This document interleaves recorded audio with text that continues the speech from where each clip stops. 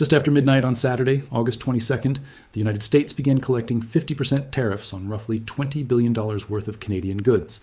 Wine, dairy, cement, furniture, clothing, hockey equipment, all of it suddenly cost half again as much the moment it crossed the border. A handful of hours later, President Trump climbed onto Truth Social and wrote that Canada wants the benefits of being a state without being one, that Canadian farmers had been overcharging the United States for years, and that this, in his words, was going to stop. On its face, that reads like a president needling a smaller, weaker neighbor who had just been put back in its place. But if you actually track who used the harshest language in the 48 hours that followed, the loudest voices calling this whole episode reckless, foolish, and self-inflicted were not coming out of Ottawa. They were coming from inside the United States, sitting governors, a sitting senator, people whose job is to represent American voters, describing their own president's trade war in terms you would normally expect to hear, aimed at the other side of the border, not this one.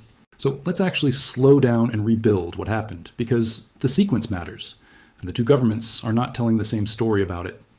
This did not come out of nowhere. It's the latest chapter in a fight that has been running on and off since February of 2025, when the first wave of tariffs on Canada and Mexico went into effect, and Ottawa retaliated in kind. Since then, there have been ceasefires, partial rollbacks, renewed threats, a change of Canadian Prime Minister, and enough on-again, off-again negotiating sessions that even people paying close attention have had trouble keeping the timeline straight. And what made this particular weekend different is that a deal that both sides had been describing as close, even imminent, collapsed within about 24 hours. And it collapsed loudly enough that both governments felt compelled to explain in public exactly why. Here's the shape of it. Trump had set a deadline earlier in the week for new tariffs to take effect, then pushed that deadline back at the last minute, saying a deal was essentially finished and just needed paperwork. For a few days, it looked like this cycle, unlike the previous ones, might actually end in a signed agreement rather than another temporary truce. Then, late Friday night, with the clock running out before a fresh deadline, talks broke down entirely. Prime Minister Mark Carney announced that Canada was suspending negotiations and that it would respond dollar for dollar with retaliatory tariffs on American steel, dairy, appliances, agricultural equipment, pulp and paper, and electronics, set to begin on September 8th. Hours later, the 50% American tariffs took effect anyway. Now, why did it actually fall apart? This is where the two governments start telling what sound like two different stories about the same room. Carney's version, laid out at a press conference the next day, was considerably more specific than his initial written statement the night before. He said progress actually had been made over the preceding weeks. Real progress, enough that Canada believed it was closing in on what he called the best trade position of any major American partner. But he said that in the final hours, the American side introduced a batch of new demands that went well beyond tariff schedules on steel or lumber or dairy quotas. According to Carney, Washington wanted a say over Canada's other trading relationships, meaning some form of input or restriction on who else Canada does business with internationally, not just how the two countries trade with each other. He said the auto sector became a fresh sticking point too, with disagreements over tariff levels, how Canadian-made content would be treated, and which vehicles would even fall under any eventual agreement. And then, in the detail that has generated the most attention since, Carney said the Americans also pushed on protections for Canadian culture and the French language, protections Ottawa was not willing to weaken. Quebec's premier later added specifics to that claim, saying the American side had sought changes to French language labeling requirements on products like appliances and manuals, along with rules that promote the visibility of French language cultural content. Asked directly what he thought the U.S. was trying to accomplish with all of this, Carney didn't reach for trade language at all. It's a power play, he said. It becomes a question of sovereignty. In short, he said, they asked too much and offered too little. That phrase, power play, and that word, sovereignty, are doing a lot of work, and it's worth pausing on why. For most of this 18-month conflict, both governments talked about it in the vocabulary of trade, tariff percentages, quotas, market access, retaliation lists. That's the normal language of a dispute between two allied economies, however ugly it gets, and it's the kind of dispute two governments can talk their way through over months or years without either side feeling like it gave up something it can't get back. Sovereignty is a different register entirely. When a head of government stands up and says the fight is no longer about percentages, but about whether his country's negotiating position over its own foreign relationships and its own cultural protections is even up for discussion with a foreign power, that is a much harder thing to walk back from for either side without looking like the one who blinked. The American account of the same weekend is considerably narrower, and it does not confirm any of that. U.S. Trade Representative Jamieson Greer, who has been the administration's lead voice on this file, put out his own statement the night talks collapsed, saying that Canada had simply declined to finalize an agreement under terms the two sides had already worked out.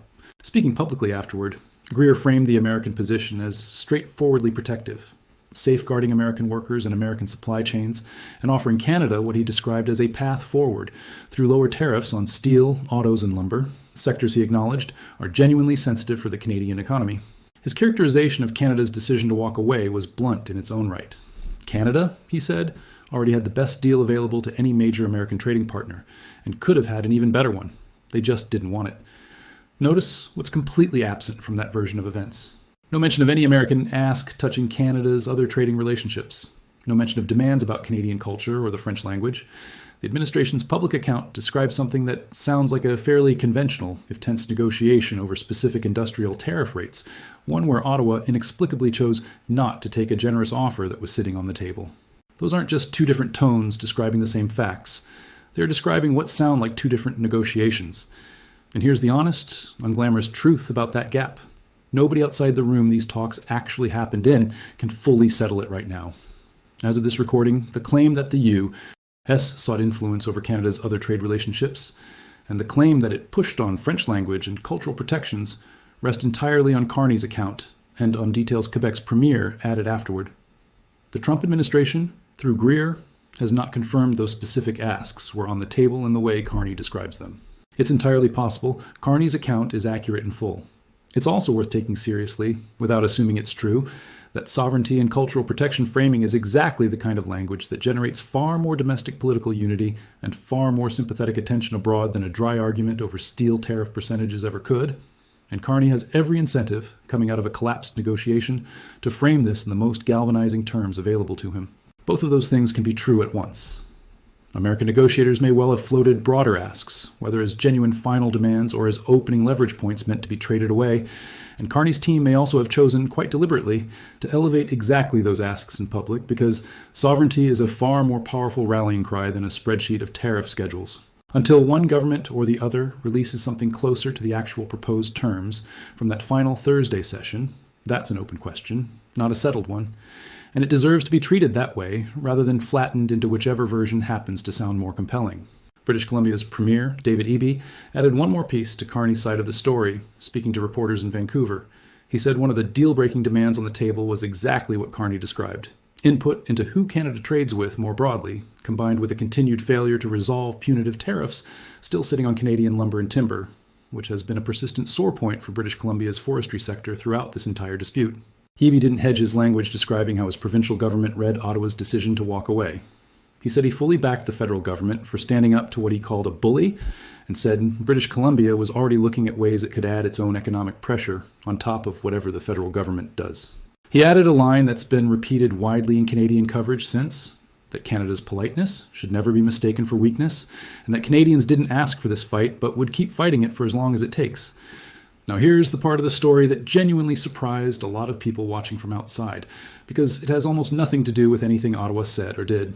It's happening entirely inside the United States, among American officials criticizing their own government's handling of this dispute, and it started within hours of the tariffs actually taking effect. Maine Governor Janet Mills put it about as directly as it can be put, posting that the president's latest escalation of his, in her words, foolish trade war with Canada would create more uncertainty for Maine businesses, push costs even higher for Maine families, and further strain a relationship her state depends on. She said Maine has had enough of this unending trade whiplash. Sit with that for a second, because of all the sentences to come out of this weekend. That one is doing something unusual. It's the governor of an American state, a state that shares one of the longest and most economically intertwined borders with Canada anywhere in the country, calling her own president's trade war foolish, in public, using that exact word. She wasn't alone, and she wasn't the only Democrat, though the criticism did skew heavily Democratic. Michigan Governor Gretchen Whitmer framed it in blunt pocketbook terms for her own constituents, saying Michiganders are uniquely exposed to what she called Washington Republicans' ongoing chaotic tariff wars with Canada, and that these tariffs function as a tax hike on Michigan families and businesses, raising prices at the grocery store and at the gas pump. California Governor Gavin Newsom was characteristically unfiltered on social media, calling Canada America's closest ally and a critical trading partner, and asking, in language that spread quickly, what exactly the administration thought it was doing hitting that ally with 50% tariffs. New York Governor Kathy Hochul weighed in too, saying the administration was needlessly picking fights with allies while raising prices at home, and calling that Trump's economic policy in a nutshell. Senate Minority Leader Chuck Schumer went after it directly as well, saying Trump had just added another bill onto hard-working American families, already dealing with rising costs, calling the entire situation with Canada nonsense that should never have gone into effect and insisting it needed to end immediately. Minnesota. Senator Amy Klobuchar, who is also running for governor there, pointed out that Canada is Minnesota's single largest trading partner and warned the tariffs would raise costs for small businesses, farmers, and families across the state. Minnesota alone imports more than $19 billion worth of Canadian products a year, most of it energy. And this wasn't confined to Democrats, even if the loudest voices were. Maine's Republican Senator Susan Collins has actually been consistent on this issue going back well over a year, having previously broken with her own party to support a resolution aimed at ending the national emergency declaration underpinning some of these tariffs. This time, she again flagged the direct impact on her state, describing what she called the on-again, off-again nature of these trade talks as a serious strain on her constituents, and noting that Maine imports roughly $2 billion a year in non-petroleum goods from Canada alone. She didn't reach for a word as sharp as foolish, but she publicly urged the administration to consider the damage to Maine businesses and families and to work toward a fair agreement with, as she put it, our Canadian neighbors. That's a Republican senator, on the record, publicly acknowledging real pain from her own party's trade policy. It's worth being precise about what this actually adds up to, rather than letting the more dramatic version of the story run unchecked, because there is a more dramatic version circulating, and it doesn't hold up especially well. The easy headline framing treats this as Trump delivering some kind of final stern warning to an overmatched Canada that had it coming. What the verified public record from these 48 hours actually shows is closer to the reverse.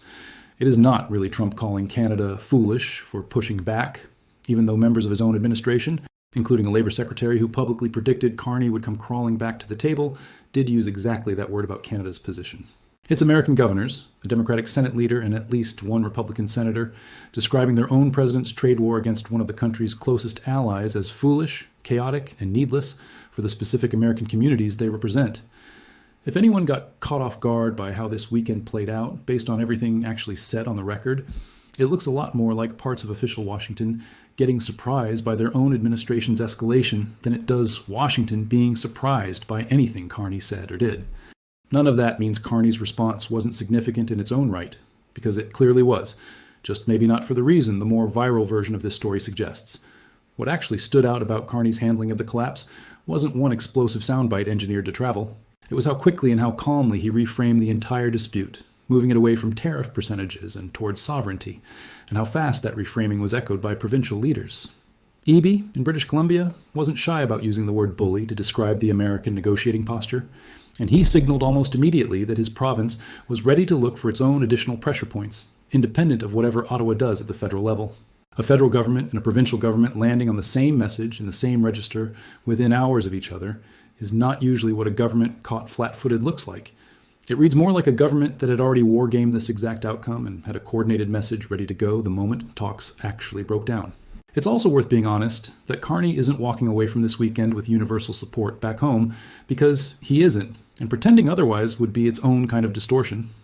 Some domestic critics have accused him of protecting Quebec's dairy sector and the broader supply management system at the expense of a faster resolution, one that might have spared manufacturing and auto workers from bearing the brunt of this specific round of tariffs.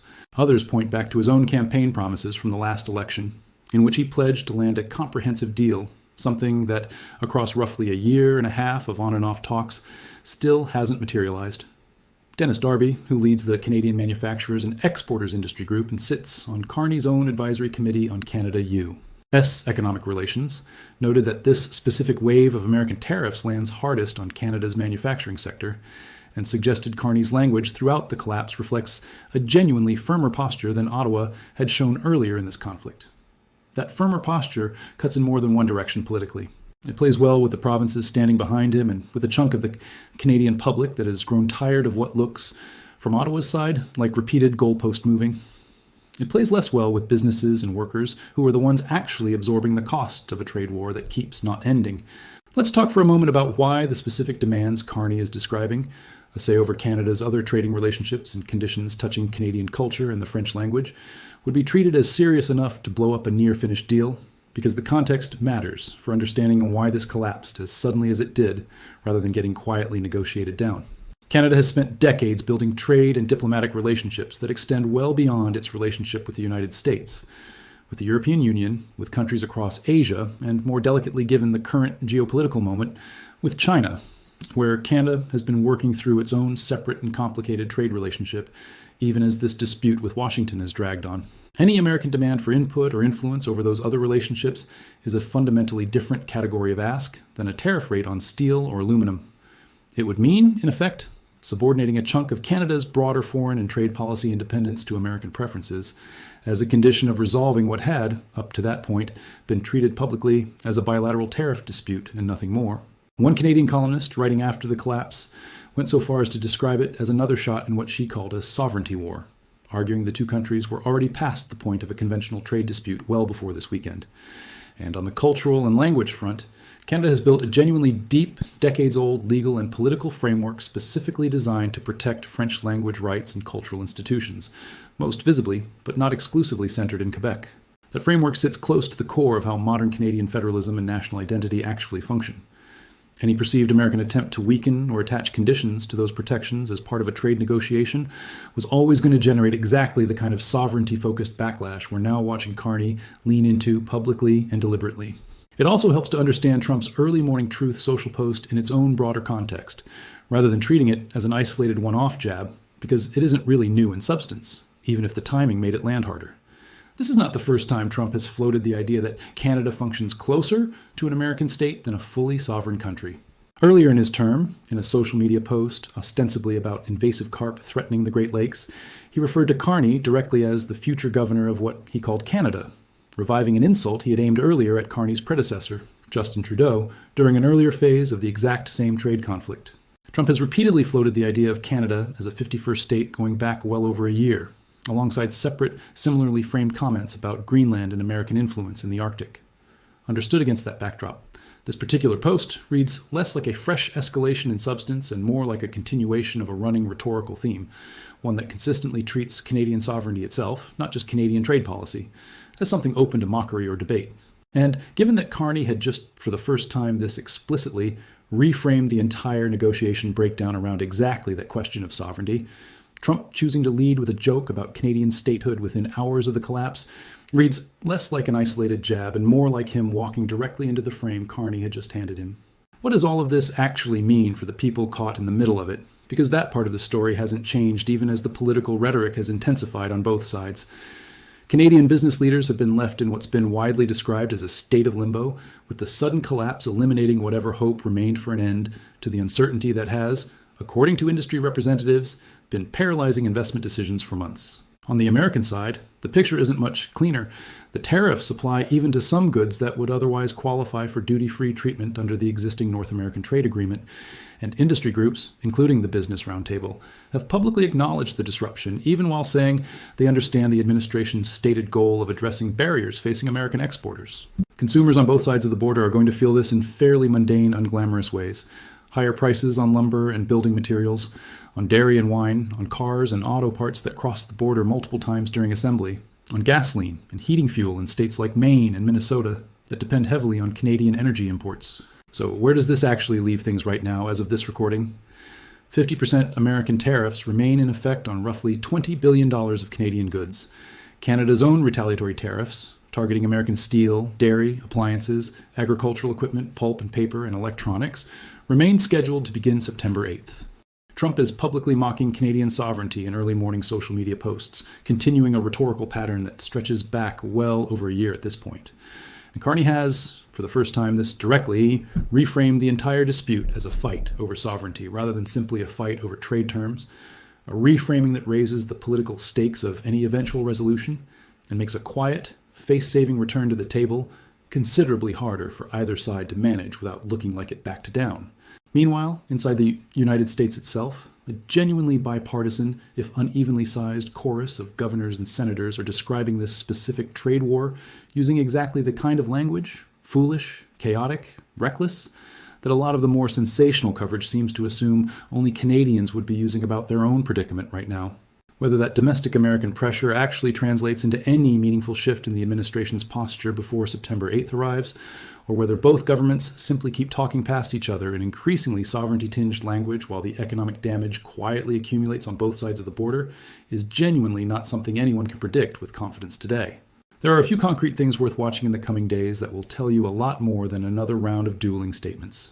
Watch whether the Trump administration ever directly addresses Carney's specific sovereignty claims, the alleged demand for input into Canada's other trading relationships, and the alleged push on cultural and language protections, because a direct denial, a direct confirmation, or continued silence on those specific points will tell you a great deal about how much weight to put on Carney's version of events. Watch whether additional American officials, particularly Republicans beyond Susan Collins, join this criticism publicly, because a genuinely broad, cross-party coalition of state-level officials pushing back against their own president's trade policy would represent real, unusual domestic pressure ahead of that September 8th deadline.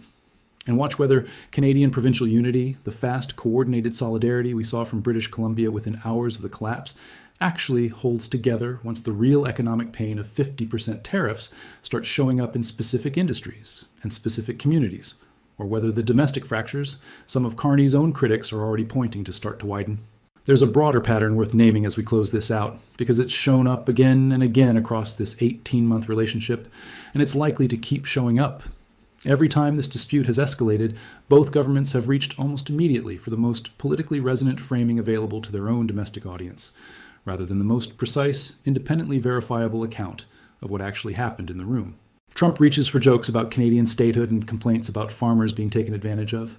Carney reaches for sovereignty and national dignity. Both framings might contain real substance underneath them.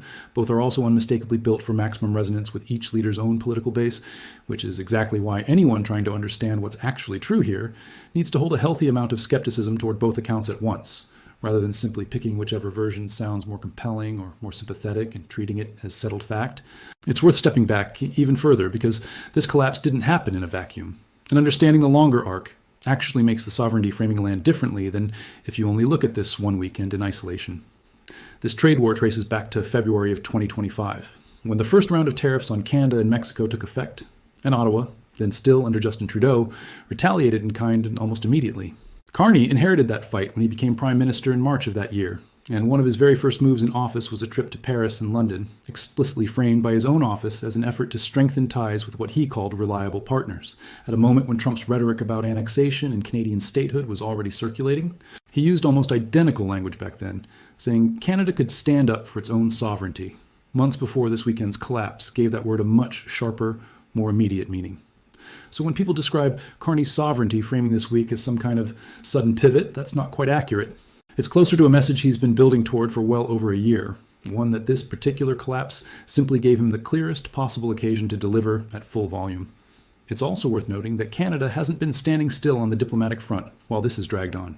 Ottawa has spent much of the past year and a half deepening ties elsewhere, expanding its relationship with the European Union, working through a separate and delicate rebalancing of trade with China that includes reduced tariffs on Canadian canola in exchange for eased restrictions on Chinese electric vehicles, and generally hedging against exactly the kind of over-reliance on the American market that would make a demand for input into its other trading relationships so consequential in the first place.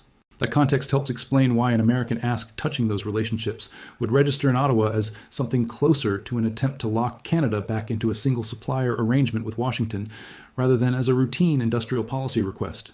It's the difference between a country being asked to lower a tariff and a country being asked to give up leverage it's spent years deliberately building. None of that resolves the central factual dispute at the heart of this story, and it shouldn't be presented as though it does. The honest position remains that we have one government's detailed account of what killed these talks, a second government's much narrower and considerably more benign account of the same conversation, and no independently verifiable transcript or document that definitively settles which version is closer to what was actually said across that table on Thursday. Responsible coverage of this story, including this one, has to keep holding both possibilities open at once. That American negotiators really did reach for sovereignty-adjacent concessions as genuine final demands, and that a Canadian government under real domestic pressure to look strong had every incentive to elevate exactly those details publicly, whether or not they were the true center of the disagreement. Treating either government's public statement as simply the unquestioned record of what happened would be a mistake, And it's worth resisting the pull to do that just because one version happens to be more dramatic or more sympathetic than the other. What isn't actually in dispute, whichever government's account of the specific negotiating demands eventually turns out to be more accurate, is the real, immediate discomfort this particular escalation has generated inside the United States itself. A Democratic governor in Maine calling her own president's trade war foolish. A Democratic governor in Michigan describing these tariffs as a direct tax on our own state's families. A Democratic Senate leader from New York saying this should never have been allowed to happen. A Republican senator from Maine publicly acknowledging the strain this ongoing back and forth is placing on our own constituents. That is not the picture of a country united behind an assertive trade posture toward a supposedly foolish, smaller neighbor. It's the picture of a domestic political coalition already showing visible cracks less than 48 hours after this specific round of tariffs actually took effect. And that gap between the headline narrative and what officials are actually saying on the record is, in the end, the real story of this particular weekend.